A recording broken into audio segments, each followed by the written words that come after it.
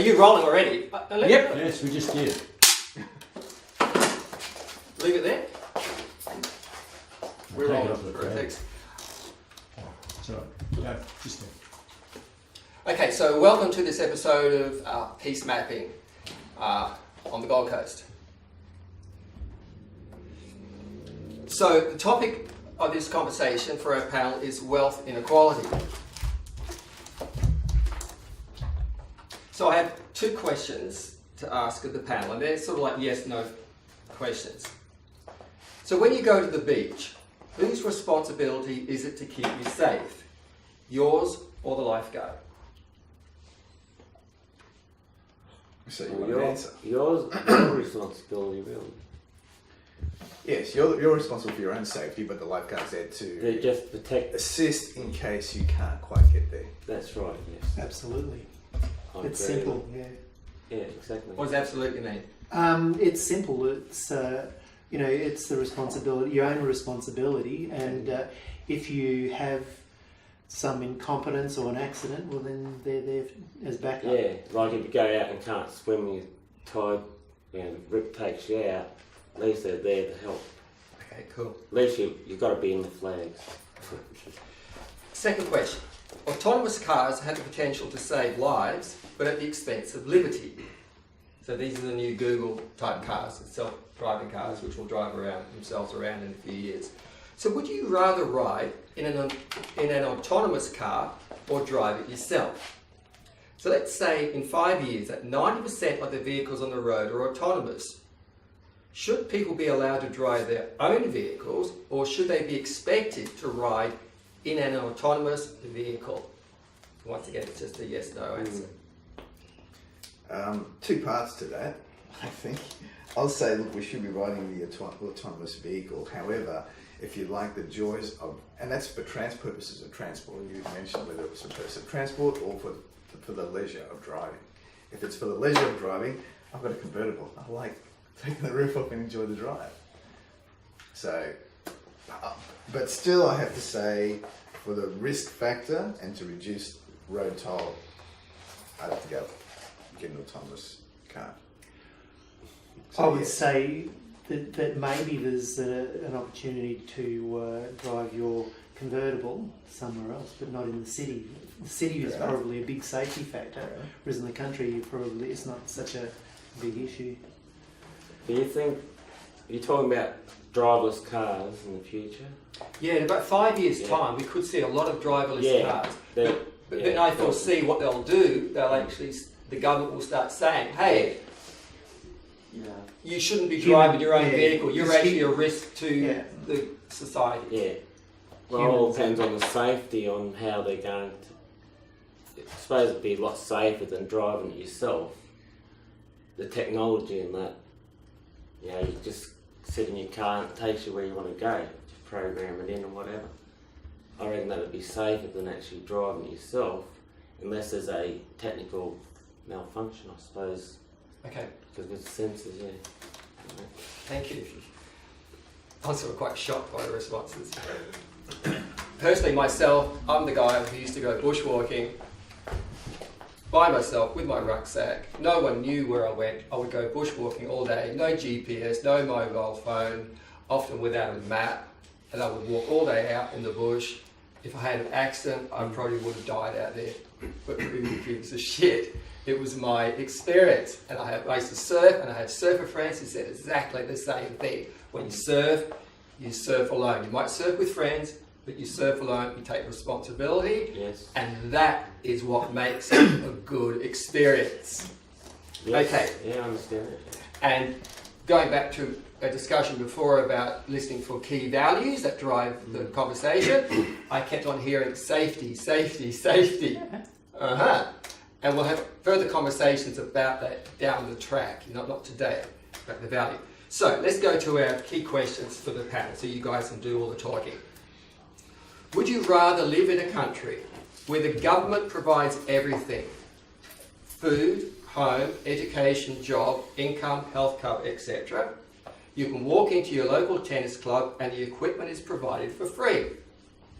You can go to the beach and the surf club will loan you a surfboard, for example. Or Would you rather live in a country where nothing is provided for free? You have to demonstrate initiative, you have to work hard for your money with no minimum wage, and you accept the risks. Which do you choose and why? I think that the first option we've never had that option. I think even in the early days of communist Russia, I mean, one of the things that you didn't talk about was your contribution. So in the first instance, what is your contribution? Do you just get it all for free, or you know, is there a contribution for you to make? I think that basically the world runs on the second option, which is you do for yourself. So it's like we were talking about greed before, that you act in your own best interest, and you know, hopefully there's a community that you contribute to as well, and you work towards the community benefit and the community wealth. Yeah. It's human nature, I think, to be able to conquer, to create, and being that is our instinct to be able to do that. I would say that, and it's probably the reason why communism never really provided everything, because I think it was part of that process of being able to create. Human nature being able to create, wanting to build something, wanting to explore, and so the result of that is that we have a community and to contribute to the community, because in the process of creating and building, you are contributing to the rest of your constituents, colleagues, family, friends, and whoever. And so I think that being that it's human nature for us to have nothing and to strive for it, that's what we should do. And I think there's a saying, that God helps those that helps themselves. So I'm totally for the process of creating your own wealth. Thanks, Andre. Yeah, I agree with Silent. I like living in Australia because I've been on pension for 20 years, but I don't like getting the handouts. My doctor put me on the pension, but I believe it can ruin people getting too many handouts. And living in a third world country that don't get any of these handouts, they work hard, they provide for themselves, and their life is better because, I don't know, the kids seem to be more responsible, and respect their adults better. Are you saying that in this country they don't, young ones, they just walk all over the adults. So do you feel that you're one of those people that takes things for granted then? Yeah, well, if I wasn't on the pension, I might have got ahead better in life, and you know what I mean. It holds you back getting too many handouts because you haven't got that responsibility to go out there and work for yourself. Okay. You just want these handouts. So do you think that perhaps if you okay. Alright, we'll leave it at that. They've got more responsibility in, say, countries that don't get all these handouts. If I could just briefly say something. When the Pilgrims landed into America, they were socialists. Yeah. And they had a communal property, a communal farm. But after 3 years, the Pilgrims were starving. Yeah. And so what they decided to try an experiment, and they said, let's just give each family group 5 acres of land. Let's see what happens, because we're starving. And guess what happened? See, before that they were all contributing. Yeah? Yeah, yeah. But the reality was that when Mum would say, I've got to take care of my child, I can't go to work in the field today. Guy would say he's got a bad back, so he couldn't work in the field. But as soon as everyone got their own 5 acres of land, guess what happened? Mum's out there in the field with all their kids at 6 o'clock in the morning, breastfeeding and plating potatoes and things. Stuff, yeah. The guy who had the bad back, he's out there too. He's working his ass off. Yeah. And the United States was built upon the attitude that when you actually give people the opportunity to greed, to get something for themselves, they will sacrifice. Yeah. They will sacrifice themselves to be able to produce wealth. which they are then able to share back into the community. Yeah. So I'd like to hear maybe what some of the audience have to say. Well, it may be the relevance of input is balances the output, which exactly as you just suggested. Whatever energy you put into a project is relevant to what you receive out of it. Yeah. It's a great concept. It's a great concept. Can I just say that if you know this nirvana experience where you can enjoy every pleasure that you want in the world and there's no cost to yourself, the cost that has to be had, if you're going to turn around and say the government is going to provide all of these for me, surely, or perhaps can I suggest that then turns around and says, so you have to obey the government. If you want 100% benefits, then you have to take the return that says you will do 100% what the government says. The government says you're going to sweep that floor for the next 6 hours, then that's what you must do. Yeah. The government can control you more, I reckon. Yeah. Then all of a sudden, this nirvana type vision becomes a little less attractive. Because the question is, I think one of the panelists raised him around and said, who actually pays for all of this? Is Mr. Government doing all of the work?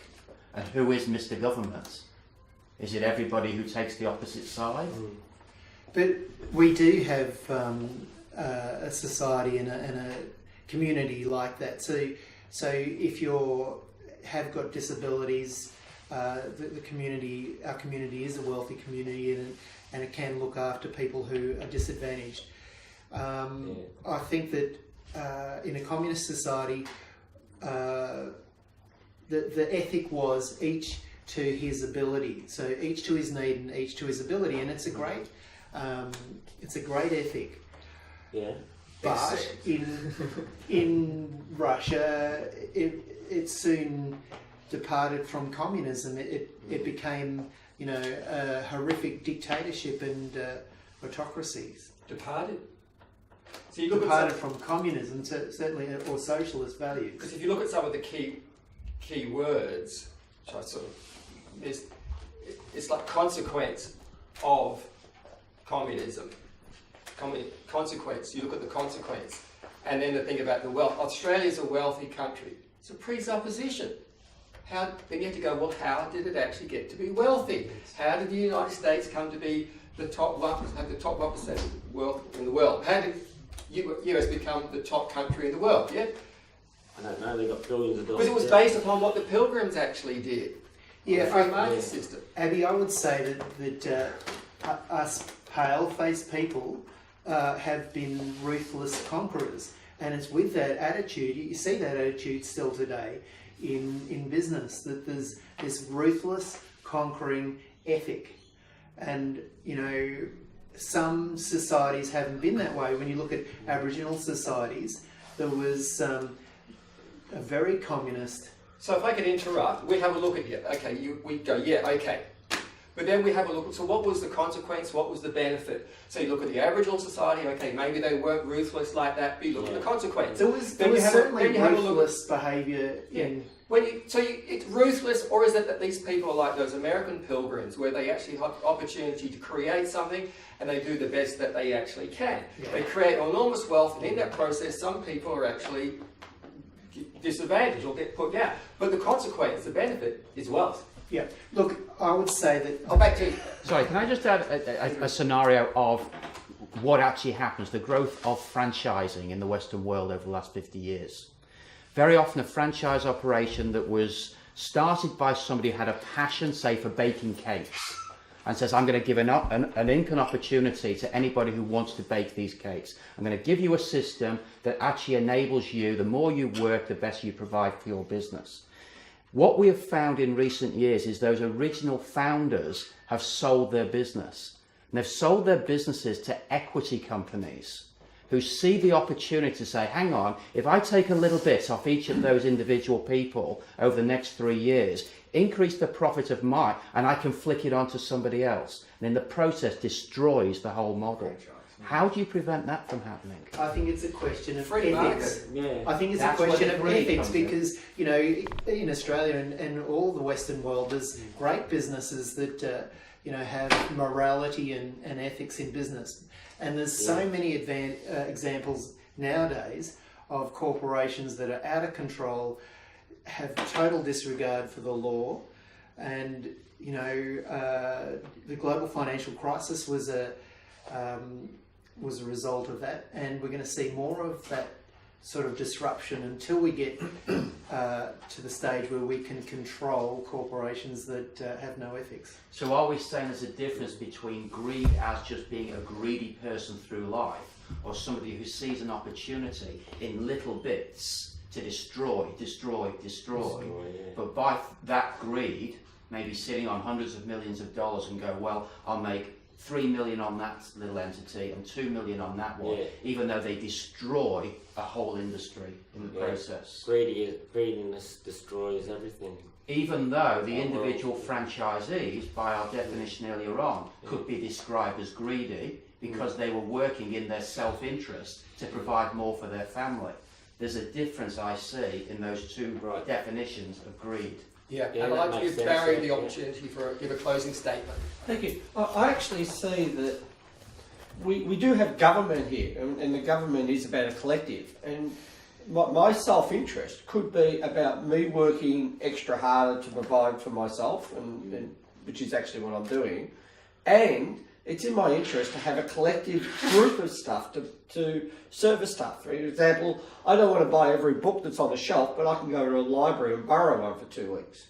So the idea of sharing aspects can actually still be in my interest rather than trying to me say, I want to collect every book for myself.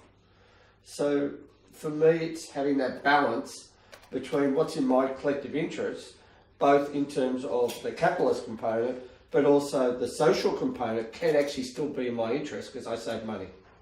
Thank you. So let's leave it there. Yeah, that's good. We have ACCC, by the way, guys. Thank you. Terrific. Cut.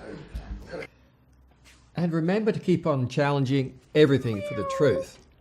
I've spent my entire life doing that, and I would like to share some of my discoveries with you. Whether you're an atheist or believe in a higher power, my book on God is sure to get you thinking.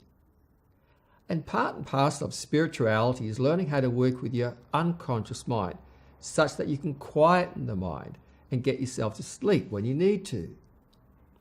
And that includes the ability to banish bad habits like cigarettes, marijuana, alcohol, chocolate, and overeating. And as a foundation to a fulfilling life, I believe everyone needs to learn how to work with their unconscious mind, how to explore deep trance and states of deep meditation.